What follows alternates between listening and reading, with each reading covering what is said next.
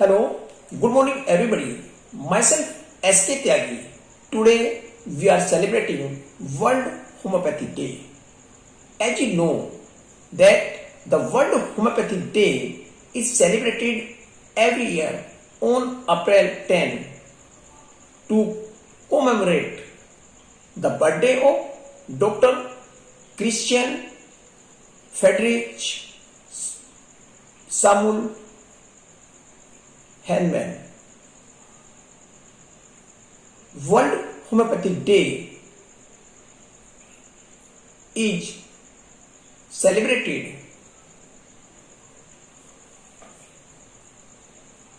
to understand the challenges and future strategy to develop homeopathy.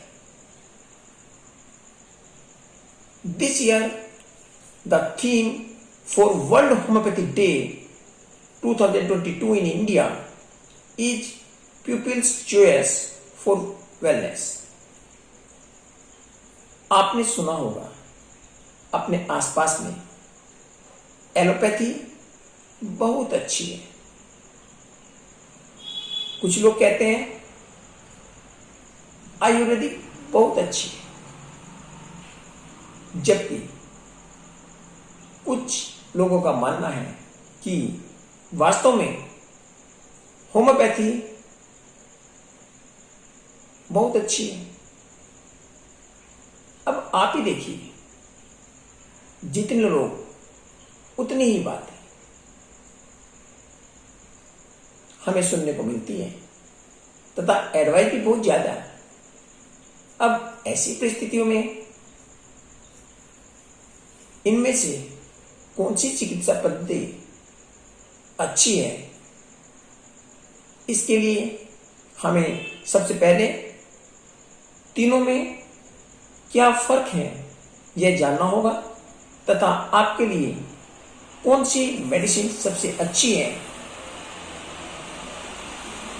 या कौन सी बीमारी में वह अधिक उपयोगी होगी, इसके बारे में पता करना होगा।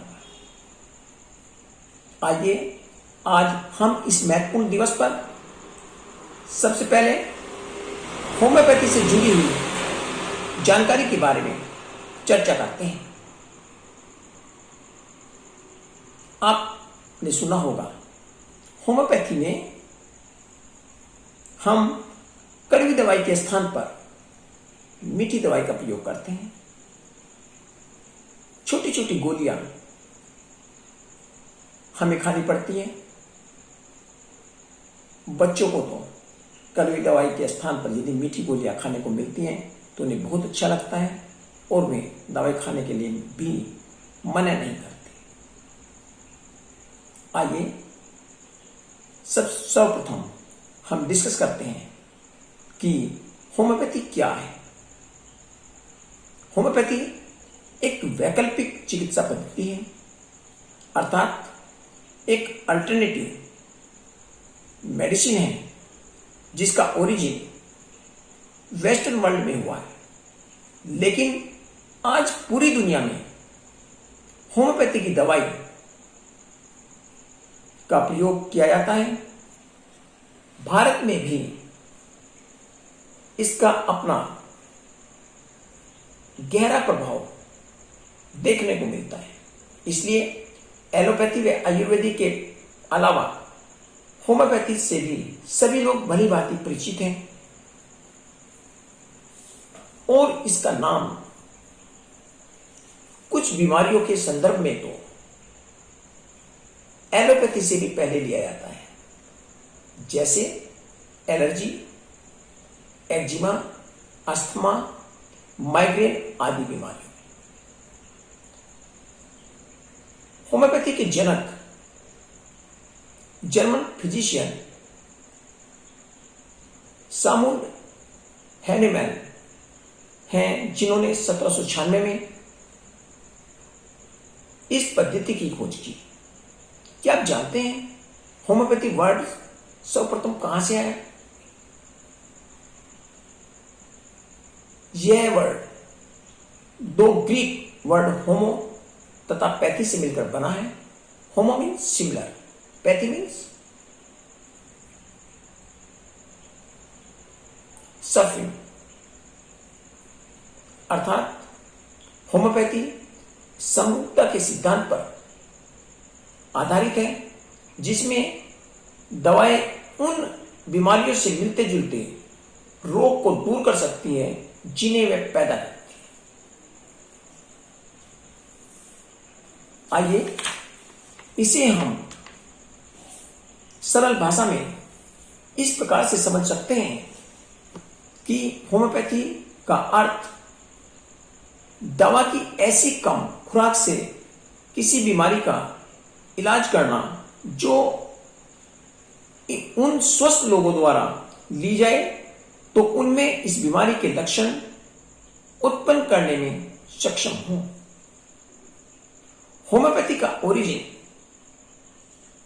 तथा उसका मीनिंग समझने के बाद आइए अब हम होम्योपैथी के इलाज के बारे में चर्चा करते हैं।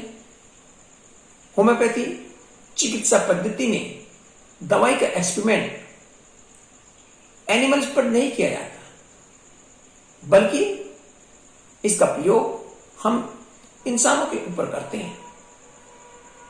इसमें सभी बीमारियों का इलाज किया जा सकता है, बल्कि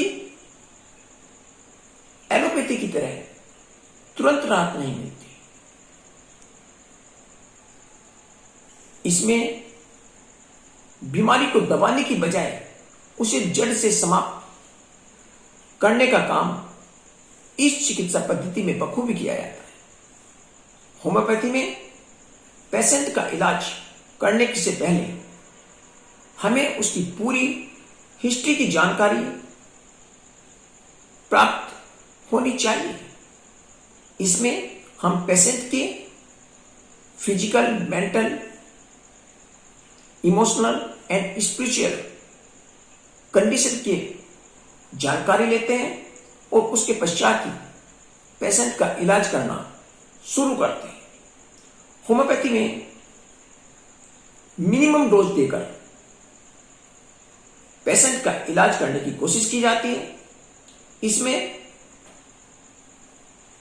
इलाज करने के कई तरीके होते हैं। इसमें दवाई की कुछ मात्रा में अल्कोहल का प्रयोग किया जाता है। कुछ केसों में दवाई को सूंघाकर प्रयोग किया जाता है, जैसे नाक में गांठें होने पर दवाई का सूंघाकर प्रयोग किया जाता है। कुछ परिस्थितियों में लिक्विड दवाई की सीमित मात्रा को दिया जाता है, जबकि कुछ बीमारियों में दवाई को मीठी गोलियों में डुबाकर उसकी लिमिट मात्रा दी जाती है ताकि ट्रीटमेंट अच्छी प्रकार से किया जा सके। आइए अब हम होम्योपैथी के बेनिफिट्स के बारे में चर्चा करते हैं। होम्योपैथी दवाई सेफ होती है और इसका साइड इफेक्ट भी नहीं के बराबर होता है। इन दवाओं में कोई केमिकल रिएक्शन नहीं होती, बल्कि ये शरीर के इम्यून सिस्टम को एक्टिव करने का काम करती है। इन दवाओं का इम्यून सिस्टम पर नेगेटिव इफेक्ट नहीं पड़ता है। इन दवाओं को हर उम्र के लोगों को आसानी से दिया जा सकता है, जैसे छोटे बच्चों, प्रेग्नेंट लेडी या सीनियर सिटीजन को। होम्योपैथी की दवाई दोनों प्रकार की बीमारियों में प्रयोग किया जा सकता है, जैसे एक्यूट व क्रोनिक डिसीज का इलाज किया जा सकता है। क्या आप जानते हैं, एक्यूट डिसीज अचानक होने वाली बीमारी जो शॉर्ट पीरियड के लिए होती है, जैसे खांसी, जुकाम आदि, और क्रोनिक डिसीज लंबे समय तक होने वाली बीमारी है, जैसे अस्थमा, टीबी आदि। ये दवाइयां मीठी होती हैं, इसलिए इन्हें लेना बहुत ही आसान है, विशेषकर बच्चों के लिए। इन दवाओं के लेने से शरीर में इसके प्रति निर्भरता विकसित नहीं होती, अर्थात हमारे शरीर को इसकी आदत नहीं पड़ती है।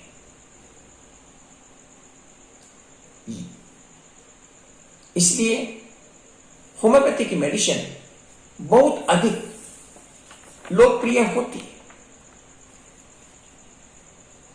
ये दवाइयां प्राय आयुर्वेदिक व एलोपैथी की तुलना में सस्ती होती हैं।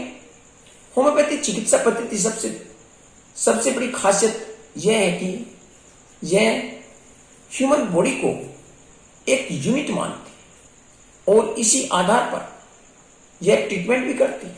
इसलिए हमें शरीर के विभिन्न भागों का इलाज करवाने के लिए अलग अलग डॉक्टर के पास नहीं जाना पड़ता, जिस प्रकार से एलोपैथी में होता है। होम्योपैथी में एक ही डॉक्टर हर प्रकार की बीमारी का इलाज कर सकता है। इसकी खासियत यह है कि बहुत सारी बीमारियों के लिए अलग अलग दवा नहीं लेनी पड़ती, बल्कि सभी बीमारियों के लिए एक ही दवाई तैयार की जाती है और ऐसा होने पर पेशेंट के लिए दवा लेना वास्तव में बहुत ही आसान हो जाता है। अभी तक हमने बहुत सारे बेनिफिट्स के बारे में चर्चा की। इसके अतिरिक्त इसके कुछ ड्रॉबैक भी हैं। इसमें एलोपैथी की तरह तुरंत राहत नहीं मिलती। इसमें एलोपैथी की तरह जल्दी जल्दी एक्सपेरिमेंट नहीं किए जा सकते और होम्योपैथी का एरिया एलोपैथी की तरह वाइड नहीं होता। जैसे एक्सीडेंट या हार्ट अटैक के केस में होम्योपैथी की दवाई इतना अधिक कारगर नहीं है। अंत में हम कह सकते हैं कि होम्योपैथी एक वैकल्पिक चिकित्सा पद्धति है। कुछ बीमारियों में वास्तव में होम्योपैथी का ट्रीटमेंट एलोपैथी से भी पहले आता है। अंत में हम अपनी बीमारी का इलाज करवाने के लिए एक्सपर्ट की सलाह लेनी चाहिए।